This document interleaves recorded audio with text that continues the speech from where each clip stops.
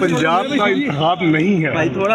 Number 1 आज सिर्फ और सिर्फ ओथ टेकिंग का दिन है, और उसके बाद लोगों ने स्पीकर के उम्मीदवार जो हैं उन्होंने फाइल करने पे, और उसके बाद जो डिप्टी स्पीकर के जो उम्मीदवार हैं उन्होंने पेपर फाइल करने।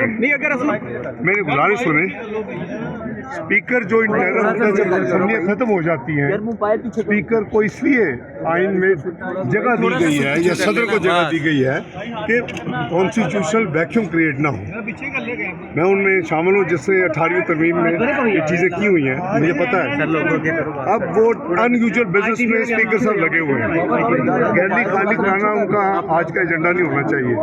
इसका प्रोटेक्शन ऑर्डर है, ये उनका काम नहीं है। उनका काम सिर्फ और सिर्फ एक है कि वो जब तशरीफ लाए थे वो अपनी कुरान हकीम की तलावत और नाज शरीफ के बाद ओथ लेते, फिर हाउस को हर एक को हक है जो मेंबर होते वो अपनी बात करते, लेकिन बहरहाल उन्होंने जो चूज़ किया उनको बेहतर पता होगा। फिर वो 2 घंटे लेट आए, 10 बजे का इजलास। सर जी ये बताइएगा, वो कह रहे हैं कि कौंसिल वाले कह रहे थे हमारी जमातें जो है अभी हाउस का फ्लोर पूरा नहीं है, वो अरकान पूरे नहीं है, इसीलिए नहीं हो सकता। ये हमेशा पूरे का पूरा नंबर एक वक्त में पहली दफा नहीं है कि पूरा हाउस का पूरा नंबर नहीं है।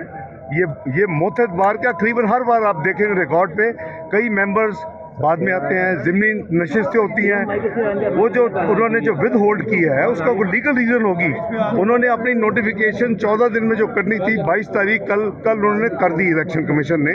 मैं उनकी नुमाइंदगी नहीं कर रहा, लेकिन उनके पास कोई कानूनन आइनन कोई रीज़न होगी कि उन्होंने जो विद होल्ड की है वो फैसला हो जाएगा। ये बताइएगा मरियम नवाज के लिए इस वक्त सबसे बड़ा चैलेंज, दोनों में से एक फैसला, सबसे बड़ा चैलेंज जो है मरियम नवाज के लिए वो क्या है इस वक्त पंजाब? इस वक्त पूरे पाकिस्तान के लिए जो चैलेंज है वो पाकिस्तान की अवाम की मुश्किलात को दूर कर रहा है, पाकिस्तान में गुर्बत को कम कर रहे हैं, उसका खात्मा कर रहे हैं, रोज़गार के मौके मुहैया कर रहे हैं। इस मुल्क की मईशत जो 2017 में जो 24वीं दुनिया की मईशत बन गई थी, 4% महंगाई थी, 6% GDP ग्रोथ थी, फॉरेन एक्सचेंज के रिजर्व आला तरीन सतह पर थे जो आज तक रिकॉर्ड नहीं टूटा, और पाकिस्तान की स्टॉक मार्केट दुनिया में 5वें नंबर पे थी पूरी दुनिया में, और साउथ एशिया में नंबर 1 पे थी।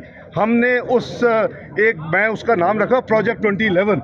उसके नतीजे में हमने 2018 में जो कुछ किया, 17-18 में डॉन का ड्रामा, पनामा का ड्रामा, उसके नतीजे में जो हमारी 24वीं मईशत थी 2017 में, वो 2022 में जब नई हुकूमत को मिली तो वो 47वीं मईशत बन चुकी है। हम सब का फ़र्ज़ है, चाहे हम अपोजिशन में हैं, चाहे हम गवर्नमेंट में हैं, चाहे हम इंडिपेंडेंट हैं, हम मिल के पाकिस्तान को इस बबर से निकालें और अपने दुश्मनों को ये साबित करें कि हम पाकिस्तान के मामलात को खुद डील कर सकते हैं। देखिए वज़ीर खजाना बनेंगे, आप निगरान बनने की भी ट्राई आपने की थी, लेकिन ना मैंने कभी ख्वाहिश नहीं की। वज़ीर-ए-आज़म साहब जो दिलों के वज़ीर-ए-आज़म हैं रियल में, जो आप कहते भी हैं, वो किधर गायब हैं और किसी डील में भी सामने नहीं आ रहे, ना अनाउंसमेंट में सामने आ रहे। आपका सवाल, इस किस्म का जो कदम है ये अफसोसनाक भी है और ये इसको यानी काबिल मज़म्मत भी है, क्योंकि कोई भी हो, मैं हूँ या कोई और हो, अगर हम अपने मुल्क की मुआशी इंटरेस्ट के खिलाफ अपनी ज़ाती सियासी फ़ायदे के लिए कोई लिखते हैं, मुझे नहीं पता लिखा कि नहीं लिखा, मैंने मीडिया में पढ़ा सुना है, लेकिन अगर लिखा है तो काबिल मज़म्मत है, उनको नहीं लिखना चाहिए।